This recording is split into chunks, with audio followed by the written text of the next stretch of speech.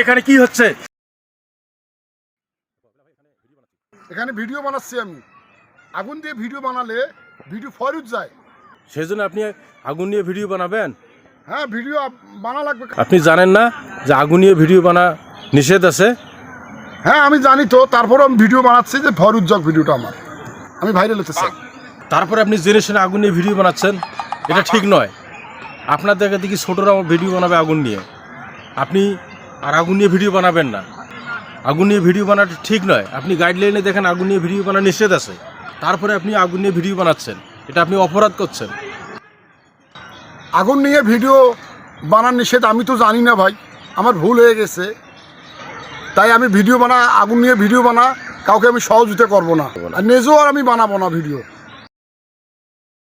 আজকে থেকে আগুন দিয়ে ভিডিও আর কখনো বানাবো না না না।